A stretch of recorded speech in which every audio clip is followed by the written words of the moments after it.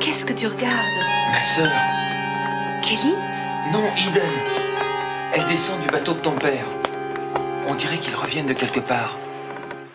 Mon père avec ta sœur, mais ça c'est assez surprenant. Ils font du bateau ensemble? Non, je parie que mon père n'était même pas à bord. Probablement pas. Mais je comprends pas ce qu'elle fait là, avec ou sans ton père.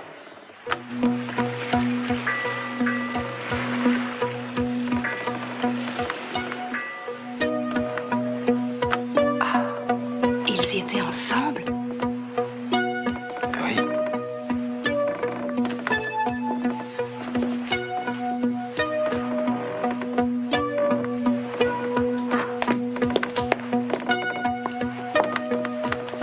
Il y a beaucoup de choses que vous devriez savoir. Je n'ai pas besoin de les connaître. Moi, j'ai besoin de vous les dire. Qu'est-ce que vous avez à dire? Vous tenez à me répéter encore que vous ne voulez pas de moi, ça je le sais.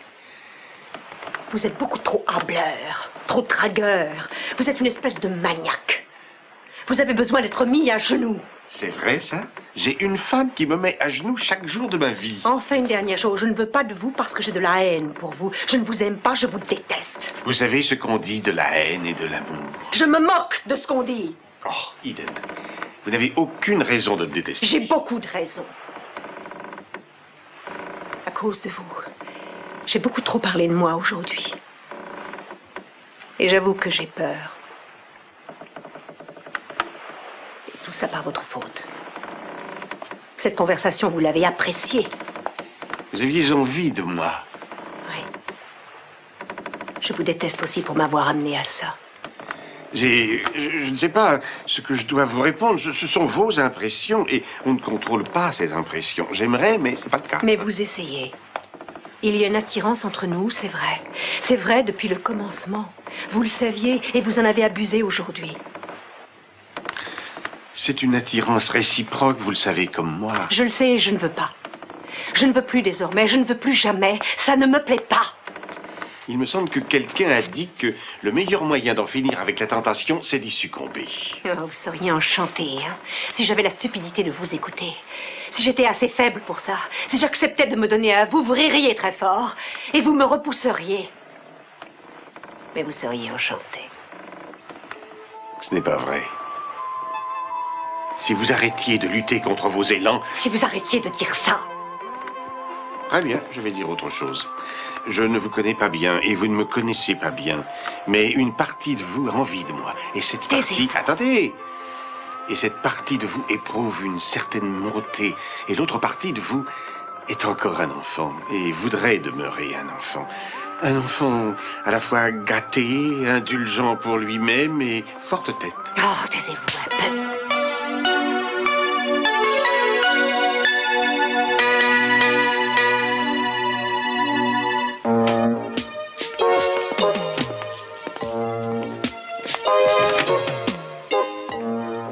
Je sais que c'est une demande qui sort de l'ordinaire, docteur, mais les circonstances actuelles sortent aussi de l'ordinaire. La vie de Peter Flint est en danger et c'est essentiel qu'il soit protégé. J'ai une garde renforcée et il faudrait que personne ne puisse savoir où il est. Personne? Absolument personne, pas même la police. Nous avons un service particulier pour s'occuper de cas pareils. En fait, je préférerais que sa véritable identité soit connue seulement de vous et de moi. Si mes instructions ne sont pas suivies à la lettre, docteur, je peux être tenu pour responsable de ce qui pourrait arriver. J'ai peur de ne pas bien saisir l'urgence de la situation, monsieur Capwell. Peter Flint est le seul témoin vivant d'un meurtre. La personne qui a commis ce meurtre est encore en liberté à rechercher ce témoin. Si elle le trouve, elle le tuera. C'est ça l'urgence. Bien sûr, je sais que ça n'est pas orthodoxe, docteur, mais c'est pour ça que je le fais transporter dans une clinique privée. Vous pouvez être assuré que vous trouverez des compensations à votre coopération. Oui, mais nous sommes toujours heureux de pouvoir coopérer avec les services du procureur. C'est bien ce qui se produira dans cette affaire. Est-ce que vous préférez que son identité soit gardée absolument secrète, même pour les infirmières qui prendront soin de lui? Oui, je crois que ce serait une bonne précaution supplémentaire. Son nom ne doit être connu que de nous deux. Si vous voulez prendre contact avec moi, je me tiendrai dans l'appartement présidentiel de l'hôtel Capwell. Et si par hasard vous appelez ce soir, dites que vous êtes un monsieur Smith qui appelle du Connecticut. Je saurai que c'est vous. Je rentrerai à l'hôtel aux environs de 9 heures, pas plus tard. Prévenez-moi au moindre changement de son état. Attendez un peu, monsieur Capwell. Je ne comprends pas pourquoi je serais obligé de me présenter sous un pseudonyme. Ça me semble un mauvais film d'espionnage. Oui, je sais que ça en a l'air, docteur, et j'en suis désolé, mais mon téléphone peut très bien être surveillé, alors vous comprenez pourquoi c'est nécessaire. Il ne faut pas prendre cette situation à la légère, docteur. Nous avons affaire à un tueur de sang-froid qui est peut-être très haut placé. Vous comprenez? Nous n'en avons aucune idée. Ce tueur peut être n'importe qui. Alors vous devez me faire confiance. Et vous montrer extrêmement méfiant envers tous les autres. C'est impossible qu'il fasse une chose comme ça. Il aime beaucoup trop ma mère et elle aussi, elle l'aime. Je suis désolé que tu aies vu ça. Qu'est-ce qui ne va pas? Rien du tout. Je sais qu'il y a déjà eu des rumeurs à propos de mon père, je les connais bien. Oui, moi aussi. Tu les as entendues? Eh bien... Oui, enfin, un tas de bavardages. Alors, qu'est-ce que tu as entendu? Qu'est-ce qu'on raconte sur mon père? Ne me le demande pas. C'est difficile de te répéter ça. Pourquoi? C'est tellement terrible. Bah, je ne sais pas trop. Écoute, je me rappelle même pas ce que c'était. C'est vrai, c'est très vague dans ma tête. Bon, je me moque de tout ce que tu as entendu. Rien n'est vrai de toute manière, Ted. Ce sont seulement des bavardages. Oui, je suis d'accord. D'abord, j'aurais même pas dû t'en parler. Oh, Santa Barbara est une ville mauvaise où tout le monde aime dire du mal de tout le monde à l'occasion. Mon père est un artiste, alors on dit qu'il est original et on répand toutes ces rumeurs désagréables. En fait, si tu veux le savoir, j'ai entendu des rumeurs sur ta sœur aussi. Non, c'est vrai? Oui? Mais à quel sujet? Jamais je n'ai rien entendu sur Eden. Comment on aurait pu parler d'elle, puisqu'elle était en Europe depuis plusieurs années? Elle n'a rien fait à personne qui aurait pu soulever des problèmes. Bon sang, ce que je déteste entendre quelqu'un dire du mal de quelqu'un d'autre. Et moi, tu comprends ce que je pense? J'ai toujours été obligée d'accepter ça, mais pas toi. Parce qu'en réalité, c'est surtout de ma famille que les gens aiment parler. Alors avec une histoire comme celle-là, ma famille va encore occuper la place d'honneur. Mais Ted, rien ne peut continuer plus longtemps entre nous, rien du tout. Laquelle, écoute, voyons, c'est trop stupide. Allons, ne laissons rien nous gâcher notre soirée, tu veux bien? Je ne m'intéresse pas à ce que ma sœur peut bien faire, ni à ce que ton père peut faire aussi. Tout ce qui m'intéresse, c'est toi. Parce que je t'aime. Tu sais, quand je suis avec toi, le reste du monde pourrait s'écrouler, je m'en moque. Je ne voudrais pas que quelque chose vienne pour nous séparer. Mais pour le moment, les choses semblent bien sombres. Laquelle, tu ne parles pas de nous deux, n'est-ce pas? Je voudrais rentrer chez moi tout de suite. Laquelle? Non, écoute, j'aimerais bien que tu me raccompagnes chez moi tout de suite.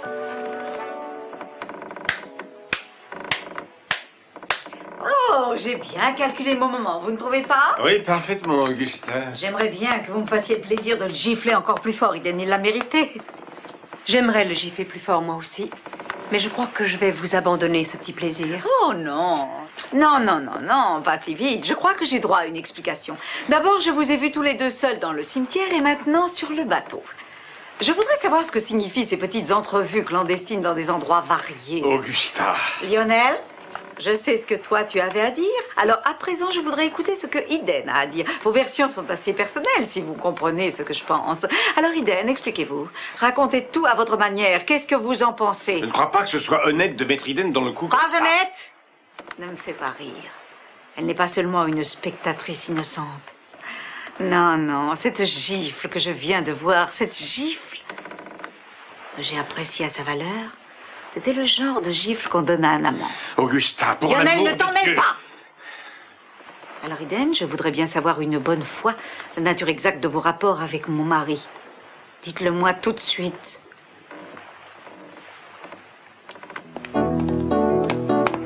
Tiens, bonsoir. Comment va la famille par cette belle soirée d'hiver? Qu'est-ce que tu fais ici? Merci de tes souhaits de bienvenue. En fait, je viens chercher une partie de mes affaires. Il va falloir que je le fasse à mes moments perdus jusqu'à ce que j'ai tout emporté de la maison. Je prendrai seulement ce qui est à moi. Tu peux être tranquille. Comment ça va, Kelly? Ça va bien. Bien. Je vais bien, moi aussi, merci. Est-ce qu'il y a quelqu'un d'autre qui veut me parler? Je crois que tu te rends compte de notre état d'esprit à tous.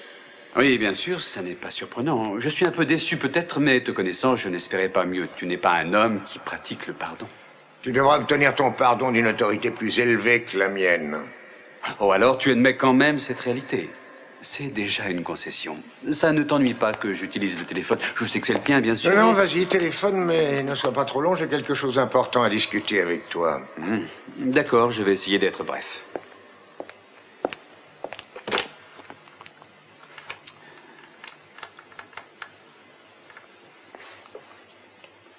Véronica, ici c'est Mason. Oui. Dites, j'espérais que vous pourriez me rejoindre dans l'appartement présidentiel dans la soirée. Je me fais des reproches d'avoir écourté notre déjeuner aujourd'hui. Non, bon, ça me fait plaisir. Ma foi, je n'en sais rien, à peu près 7h15, je crois, 8h30, ça irait? Bon, entendu, j'y serai. Au revoir. Mason, je veux savoir où est passé Peter. Peter? Flint? Oh, tu n'as pas à t'inquiéter pour lui. Il est très bien et c'est moi qui m'occupe de lui. Tu as raconté que tu étais obligé de le faire placer sous ta protection renforcée. C'est vrai. Non, ce n'est pas vrai. J'ai parlé avec ton patron, le procureur du comté. Il m'a dit qu'il ne savait rien. Il ignore même où est passé Peter Flint. Eh bien, c'est parfait. Comme ça, non, ça prouve qu'on garde bien le secret qui assure la protection de Peter Flint. Une opération comme celle-là ne peut être faite qu'avec l'assentiment du procureur. Non, non, tu te trompes. Je n'ai pas besoin de sa permission. Il y a des individus douteux jusque dans nos services, même parmi les proches du procureur. On n'est jamais trop prudent quand on a la vie d'un homme entre les mains. C'est une responsabilité. Tu as élevé des enfants, tu dois savoir ce que c'est. Je veux absolument savoir ce que tu vas faire de ce garçon. Je te l'ai dit. J'attends qu'il ait repris conscience. Et ensuite, je vais lui arracher tout ce qu'il sait sur cette soirée. Ce qu'il a vu, sans le moindre mensonge. Tu ne m'abuses pas une seule minute. Je crois que tu l'as enfermé quelque part. Et qu'il va être victime d'un accident providentiel. Et on ne le reverra jamais. Je ne comprends pas que mon père puisse penser de moi une chose pareille. Pas de comédie, Mason. Il en a le droit parce que tu as essayé une première fois. Tu as essayé de tuer Peter à l'hôpital quand tu as arraché le tuyau de la perfusion. On m'attaque de tous les côtés dans cette maison. Oui, oui, puisque tu as essayé et que tu es prêt à recommencer. Si tu ne le tues pas d'une manière directe, tu t'arrangeras pour le laisser mourir. Tu me crois sincèrement capable d'un crime comme celui-là? J'ai vu de près ta tendance à la violence, Mason. Je ne m'étonnerai plus de rien. Mais vous vous trompez tous les deux. Alors dis-nous ce que tu as fait de Peter. Je vous le dirai quand ce sera le moment. Mais je vous assure que Peter vivra assez longtemps pour témoigner de ce qu'il a vu. Et je tiens à vous dire à tous les deux que je suis blessé, cruellement, en voyant ce que vous pensez de moi. Oui, peut-être, mais c'est ta faute, pas la nôtre. Ma faute? Parce qu'un immonde salopard vindicatif a porté contre moi des accusations stupides et que ma famille croit à sa parole plutôt qu'à la mienne? Puisque je le peux, je vais faire en sorte que justice me soit rendue parce que je vis dans l'espoir du jour où papa et toi vous serez désolés. Désolés de n'avoir jamais su m'apprécier vraiment, d'avoir douté de moi et par-dessus tout, désolé de m'avoir jamais aimé. Je crois que tu comprends que rien ne sera plus jamais pareil entre nous deux parce que quelque chose a disparu. Toute l'affection et toute l'admiration que j'avais pour toi. Elles sont mortes désormais. Ça, c'est un crime que tu auras sur la conscience pendant tout le reste de ta vie. Quand je pense à la façon dont j'ai orienté ma vie et mon avenir uniquement pour te faire plaisir, comment j'ai renoncé à mes goûts et à mes aspirations simplement pour obtenir ton approbation, ça me fait mal au cœur. La vérité sera bientôt connue. Et quand elle le sera, vous serez désespérés de votre attitude. Tous les deux. Je reviendrai chercher mes affaires.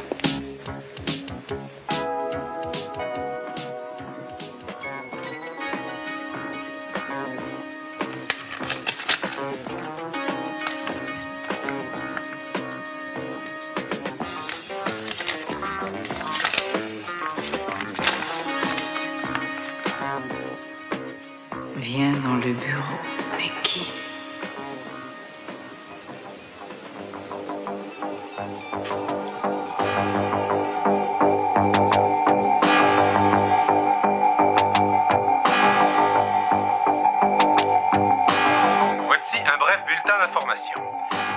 préparatifs se poursuivent en vue de la cérémonie qui marquera la remontée du coffre du bateau Amanda Lockridge, coulé il y a un siècle. Cette cérémonie réunira autour des autorités des représentants de la presse venus de tout le pays. Cette entreprise soulève beaucoup de curiosité.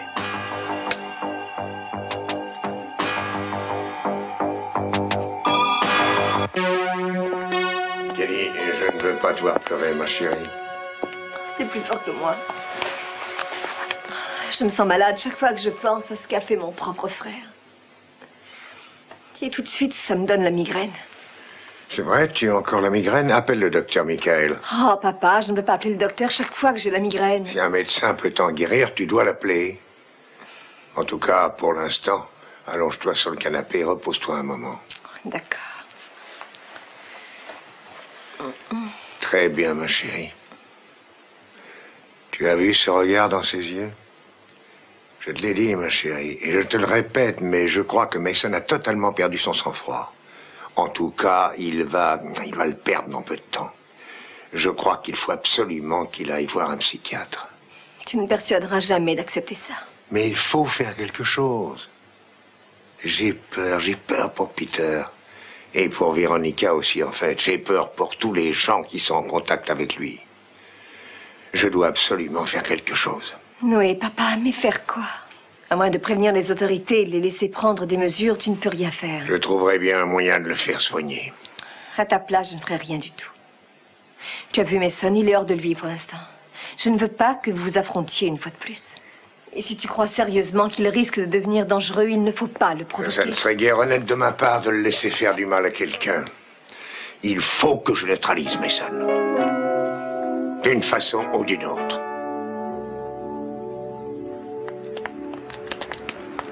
Ah, bonsoir, la Ken. Ah, bonsoir, Brock. Bonsoir. Je savais pas que vous deviez venir sur le bateau. Ah oui, enfin pour un moment. Dites, vous pourriez me ramener à la maison avec vous? Non, non, la Ken, je vais te raccompagner moi-même. Je sais que tu le ferais, mais je rentre avec Brock, je t'en prie. Pourquoi? Je pense que tout sera plus simple comme ça. Tu n'auras pas à faire un crochet. Bon, très bien, si vous êtes Moi, je d'accord. ne suis pas d'accord. Je préfère rentrer avec Brock.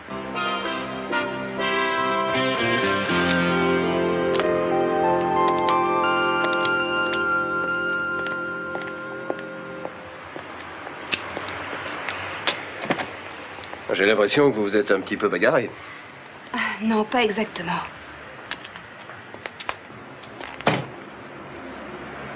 Tant mieux, j'aurais été navré. Bon, est-ce qu'on peut partir? Eh bien, pas tout de suite, j'attends votre mère.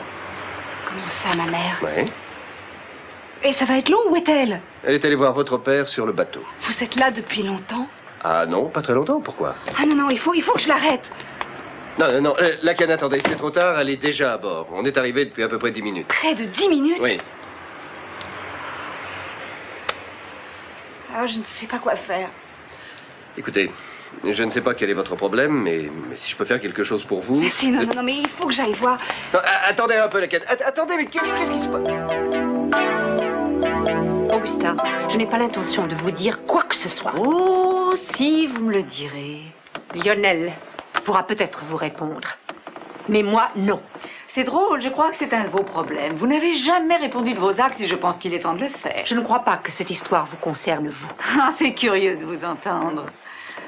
C'est bien vous la personne qui se mêle de nos propres affaires et qui fait des plongées sur l'Amanda Lockridge. Je peux répondre à ça? Oui, c'est elle. Bien. Alors, qu'est-ce que tu as fait pour ça? Tu as fait prévenir la police? Non, je ne l'ai pas dit à la police. Alors, qu'est-ce que tu comptes faire? Tu es certainement décidé à la poursuivre. C'est ce que tu ferais s'il s'agissait de quelqu'un d'autre, n'est-ce pas? Je ne crois pas que je vais la faire poursuivre. Elle m'a promis de ne pas plonger de nouveau. Ah, c'est vrai. Est-ce que ce n'est pas trop gentil? Mademoiselle Capwell a le droit de faire absolument tout ce qui lui plaît de faire dans ce monde. Je n'ai pas besoin de permission si c'est ça que vous pensez. Lionel ne s'est jamais montré indulgent comme votre adorable père. Alors, comment avez-vous obtenu un traitement particulier de la part de mon mari? Quel est le prix que vous avez payé? Ne me dites pas que vous lui avez accordé vos faveurs. Augusta, c'est ridicule. Vous avez passé un moment agréable tous les deux. Je vous trouve écœurante. Vous lui avez peut-être appris des choses intéressantes au lit. Je n'aurais pas voulu de votre précieux mari. À aucun prix.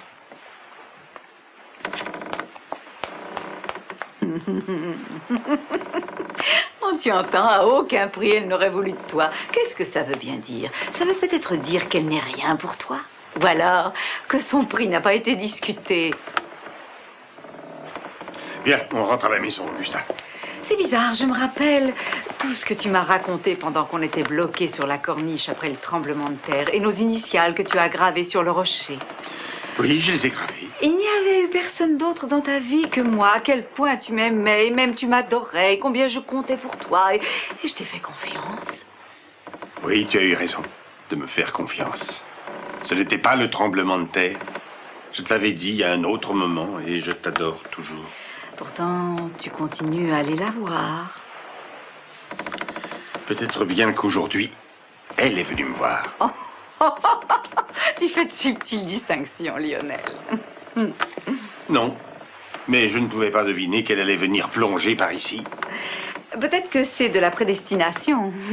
Dans ce cas, tu serais évidemment absous de toute espèce de reproche. Les dieux vous auraient réellement forcé à vous voir. Peut-être bien que c'est exact.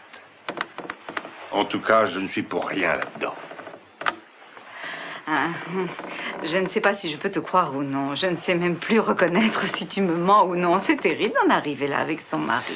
Mais le bon sens devrait te pousser à me croire les yeux fermés. Tu m'as déjà vu donner des rendez-vous au milieu de l'océan? Non, Augustin. Tu crois que je risquerais tout ce que nous avons en commun pour un simple caprice? Je suis sûre que tu avais dû faire quelque chose pour l'encourager, même si vous n'avez pas arrangé d'avance ce petit rendez-vous. J'existe. Peut-être que c'est de ça qu'elle a besoin. Oh, qu'est-ce qu'il faut pas entendre, ce colossal égo de mon mari? Hey, c'est sans doute la vérité, je regrette. Ah, Lionel. Oh, Lionel. Tu sais, une femme ne s'intéressera jamais à un homme si elle n'a pas au moins un peu d'espoir. Il arrive souvent que tu sois prise au piège de tes propres inventions et que tu te laisses ensuite entraîner à faire des drames pour la moindre des choses. Tu veux le savoir? Je crois que je me sens plus bafouée par tes manigances actuelles que je ne l'avais jamais été auparavant, dans toute ma vie.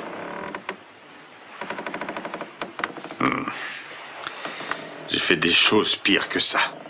Lionel, je ne me soucie pas de ce qui s'est passé au cœur de je ne sais quel désert, mais je tiens à connaître la vérité sur ce qui s'est passé sur le bateau. Et tu vas me le payer, Lionel. Toi et aussi Dan Capwell. Tu es furieuse, d'accord. Ça te passera, c'est toujours comme ça. Peut-être que ça m'a passé, mais pas cette fois. Tu m'as ridiculisé avec cette fille. Et ça ne se reproduira plus jamais.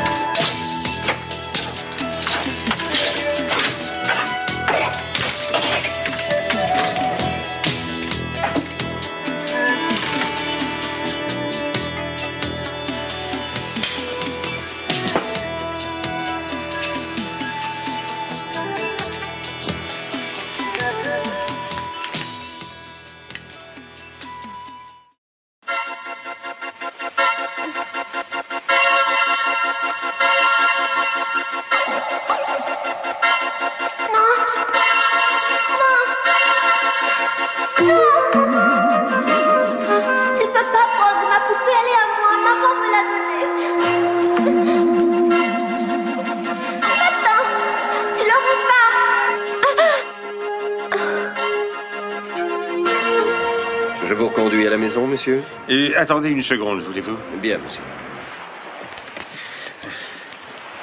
Pourquoi as-tu fait ça? Augustin, je te donne ma parole d'honneur qu'il ne s'est rien passé. Je te donne ma parole d'honneur que je ne te crois pas. Si tu ne me crois pas, c'est parce que tu aimes, pour des raisons psychiques, te sentir malheureuse. Je n'aime pas que tu nous fasses passer pour une imbécile. Et évite-moi les protestations. J'ai lu la vérité sur son visage. Oh, je t'en prie, il va t'entendre. Ça m'est tout à fait égal qu'on m'entende. Brock, j'ai laissé mon matériel de plongée sur le bateau. Vous voulez bien aller le prendre? J'y vais, monsieur. J'ai vu tout à fait clairement la satisfaction sur son visage. J'ai vu ce qu'elle éprouvait au fond, tout en faisant semblant d'être furieuse devant moi. Vous étiez ensemble, n'est-ce pas? Non. Pourquoi tu ne t'arrêtes pas de faire ça? Mais qu'est-ce que je fais? Tu me rends folle. Tu fais tout ce que tu as envie de faire. Et tu le fais ouvertement. Et ensuite, tu me soutiens que ce n'est pas vrai. Est-ce que c'est une espèce de jeu vicieux et horrible que tu t'amuses à pousser de plus en plus loin pour que je finisse par m'en aller? Écoute, Augusta, je mourrais si tu me quittais. Alors pourquoi je m'amuserais à te faire une chose comme Mais celle-là? parce que tu as une nature perverse. Je ne connais aucun mari qui ferait une chose pareille et aucune femme qui le supporterait. Écoute, chérie, on ne va pas se bagarrer ici, tu veux, en présence de Brock. Attends qu'on soit à la maison. Je voudrais bien que tu aies la même considération pour ma sensibilité que pour celle de notre chauffeur. Et il sait très bien que tu vois Eden derrière mon dos. Il a répondu par hasard à un coup de téléphone d'un de tes fidèles employés, qui lui a appris comment il avait sorti de l'eau Eden Capwell. Heureusement que ce ne sont pas Warren ou Laken qui ont répondu. Voilà votre matériel, monsieur Lockridge. Oh, monsieur et madame, je crois que je dois vous dire que j'ai vu Laken juste avant que vous sortiez de votre bateau. Elle était avec Ted Capwell. Laken était par ici? Qu'est-ce qu'elle a dit? Vous lui avez parlé? Ah oui, bien sûr, elle voulait que je la raccompagne. Elle semblait perturbée par quelque chose. Elle vous a dit pourquoi elle était perturbée? Elle n'a pas voulu me le dire. Je lui ai demandé, mais elle ne voulait pas en parler. Et pourtant, quelque chose l'a rongée. Vous ne lui avez pas dit de nous attendre? Ah si, bien sûr. Mais elle n'a pas voulu, elle est descendue, elle s'est éloignée. C'est curieux. Je vais vous dire ce que je crois. À mon avis, Ted et Laken étaient sur le bateau des Capwell qui est à quai à côté d'une autre. Est-ce qu'elle savait que nous étions là, Brock? Ah oui, madame. Je pense même que c'est ce qui l'a fait partir. Elle a décidé de ne pas rentrer en voiture avec nous, quand elle a su que vous étiez monté à bord de votre bateau. Tu ne penses pas qu'elle aurait pu surprendre ce que tu étais en train de faire avec Eden? Bien sûr que non. Il n'y avait rien à surprendre du tout. Oh. Excuse-moi. Merci, Brock, merci. À votre service. Arrête ta comédie. Ça me rend malade d'y penser. On doit avoir une conversation avec Laken dès que ce sera possible. Dieu sait ce qu'elle s'imagine. On doit mettre les choses au point avec elle. Et s'il est arrivé quelque chose à notre fille à cause de ce que tu as fait, alors je te jure...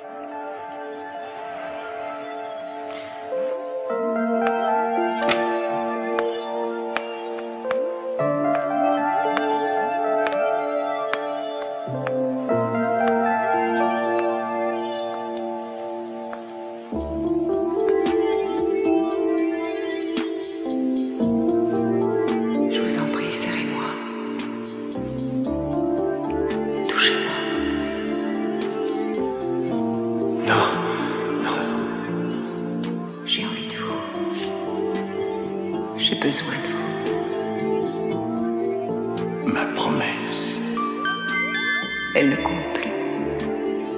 Plus rien ne compte à présent.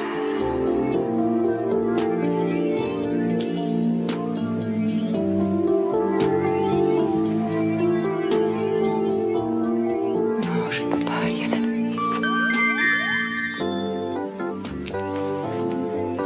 Ted, qu'est-ce qu'il y a? Rien du tout.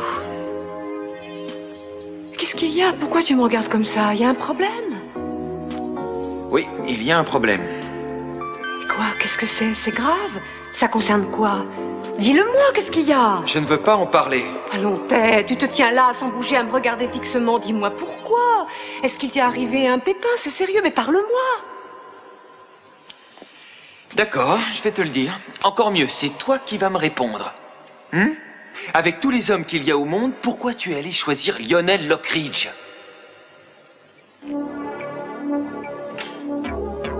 Laken! Brock, est-ce que vous pensez qu'elle est sortie avec Ted après vous avoir quitté? Peut-être qu'elle l'a retrouvé par la suite. Mais si c'est le cas, ou peut-être bien être, elle n'a pas de voiture. Peut-être qu'elle est revenue à pied. À moins qu'elle ne soit là-haut. Je crains me voir si elle n'est pas là. Bon, si elle y est, tu m'appelles. Oui, bien sûr. Laken, tu es là?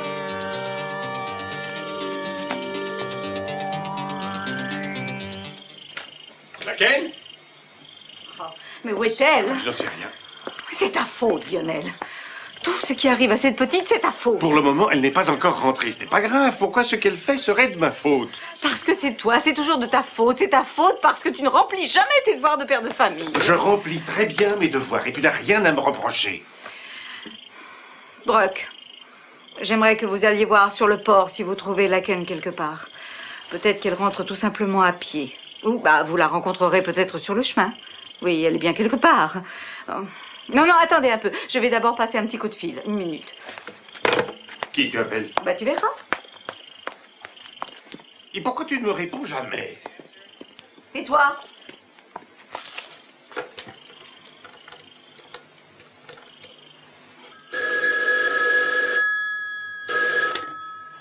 Allô?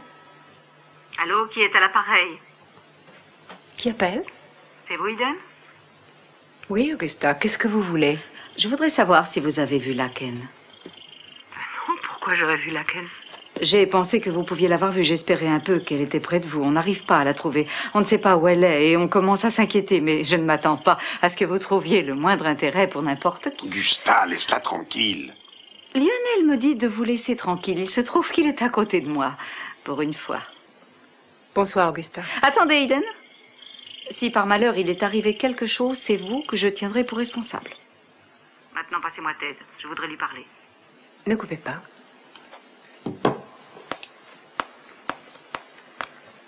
Ted? J'ai Augusta Lockridge à l'appareil. Elle veut te parler de Laken.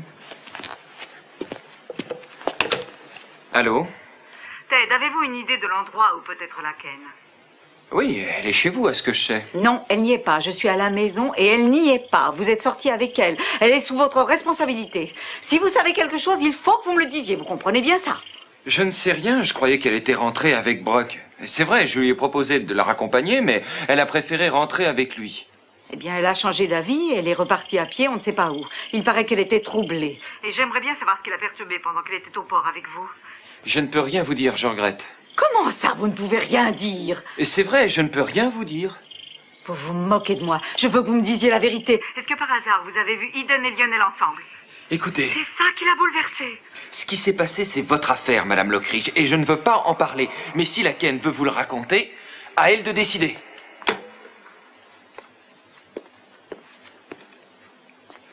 Qu'est-ce qu'il y a? C'est de ta faute, tout est ta faute. Qu'est-ce qui est ma faute? Que Laken n'est pas rentré dormir, voyons, Ted. Tu veux m'expliquer? Qu'est-ce qu'il y a encore? Tout le monde dans cette maison passe son temps à crier. C'est facile à expliquer. Tu couches avec Lionel Lockridge, c'est tout. Quoi? Ted? Ou en tout cas, vous vous rencontrez sans arrêt en cachette, Lionel et toi. Ted, qu'est-ce qui te prend? D'où te sort une idée aussi folle que ça? Apparemment, elle n'est pas folle. Je suis le dernier à l'avoir su. Laken a entendu des bruits qui couraient un peu partout sur vous. Et c'est ça qui l'a bouleversée. Et elle n'est pas la seule à l'être, croyez-moi. Je te donne ma parole d'honneur. Ce sont des histoires. Bien sûr que ce sont des histoires. Comment tu peux dire des choses pareilles sur ta propre sœur? Mais le fait d'être ma sœur n'a rien à voir là-dedans. Reste en dehors de ça, Kelly. Laisse-la répondre si elle le peut. Je peux. Seulement, ça ne regarde que moi. Laken et moi, on t'a vu avec lui aujourd'hui sur le pont de son bateau. Oh. Oui, j'y étais. C'est vrai, j'y étais. J'ai fait une plongée. Pour voir les fameux trésors et la cargaison supposée de l'Amanda Lockridge. Les plongeurs de Lionel m'ont attrapé et ramené sur son bateau pour me reconduire par la suite au port. Et c'est tout. Tu ferais mieux de dire la vérité. C'est la vérité. Je ne vous mentirai pas. Tu sais, j'aimerais tellement te croire. Fais-moi confiance. Bon, je vais essayer de parler avec Laken. Bien sûr, j'éprouve des inquiétudes pour mon emploi au bureau. Je ne sais pas à quel point Eden m'a appréciée. Elle ne m'a donné aucune indication à ce sujet. Mais vous êtes très compétente, Véronica. Eden n'a pas de problème avec votre travail. J'ose espérer que non. Mais je ne sais pas ce qu'elle a dans la tête. Le seul fait de ne pas avoir de problème pour mon travail ne veut pas forcément dire que tout va bien. Peut-être que vous pourriez lui glisser un mot pour moi. Ça me ferait plaisir. Je pense qu'une recommandation de ma part risque de ne pas être une bonne note pour vous. J'ai bien peur d'avoir été mis à l'index par tout le monde dans ma famille. C'est ça qui vous tourmente? La situation dans votre famille? Oui, ça et aussi d'autres choses. Des tas de choses, Véronica. Mason, vous pourriez vous arrêter de marcher et de boire et essayer de me raconter ce qui ne va pas. C'est bien pour ça que vous m'avez demandé de venir vous tenir compagnie. Je ne sais pas trop ce que je veux. Je suis d'une humeur de chien, pardonnez-moi. Nous nous connaissons très bien tous les deux et vous savez que je suis une amie. Merci. Ça a un rapport avec une femme. Une femme que j'aimais et que j'ai fini par perdre. C'est ce qui me rend triste et grincheux. Je suis désolée. Qu'est-ce qui s'est passé? C'est moi qui l'ai perdue. Il y a quelque chose en moi qui semblait me pousser toujours aux extrémités quand j'étais avec elle. Je pouvais être de la meilleure humeur et ensuite de la plus mauvaise, aussitôt après, dans la même après-midi. Parce que j'ai une espèce de génie pour blesser sans le vouloir ceux qui m'entourent. Il vaut mieux qu'elle soit partie. Mais non, puisque son départ vous rend malheureux. Je ne sais pas du tout ce qui me prend. Vous êtes une femme merveilleuse, Véronica. Je ne devrais pas vous parler d'une autre femme quand je suis avec vous. Mais non, vous n'allez pas blesser mes sentiments. Je ne possède pas cette sorte d'ego. Et dites-moi tout ce que vous avez envie de dire, tout ce que vous pensez. J'espère que vous avez confiance en moi pour ça. Oh, oui, oui, bien sûr. Mais je ne vais pas rester assis là à me lamenter sur mes malheurs.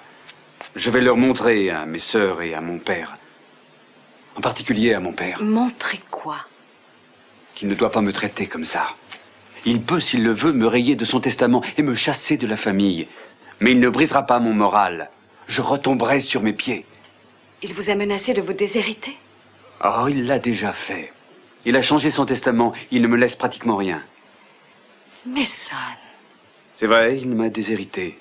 Après tout ce que j'ai fait pour lui. Mais non, c'est ridicule. Je n'arrive pas à croire que ce soit exact. J'aimerais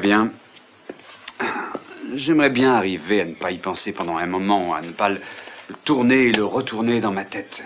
Je donnerais n'importe quoi pour pouvoir penser à autre chose. Est-ce que je peux vous y aider?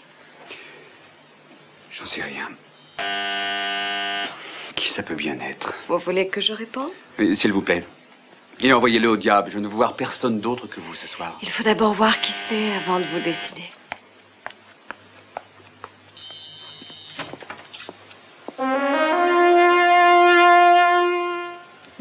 Tu es bien la dernière personne que je m'attendais à voir ce soir. On n'a pas fini notre conversation. Et Véronica, vous voulez bien nous excuser, j'aimerais dire quelques mots à Mason en particulier. Bien sûr. Non, non, vous n'avez pas à partir, Véronica. En fait, je voudrais qu'il y ait un témoin pour entendre ce que mon père va dire. Pardon, mais il vaut mieux que je m'en aille. On se voit demain matin. Bonsoir, Monsieur Capoel. Bonne nuit, Véronica. Et merci. Alors, comme toujours, le roi Capoel donne ses ordres et son peuple les exécute. Je suis prêt à t'écouter. Tu trouves que tu n'as pas assez gâché ma vie?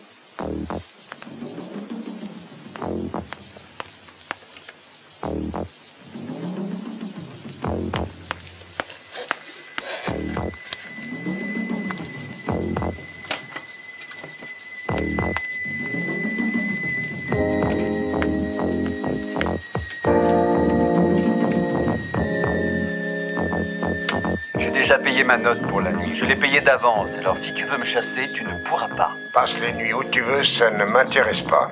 J'aurais cru le contraire. J'ai l'impression que tu bois trop ces temps-ci. Oui, tu as raison, c'est vrai. Mason, on n'a pas tiré la conclusion de notre conversation de la matinée.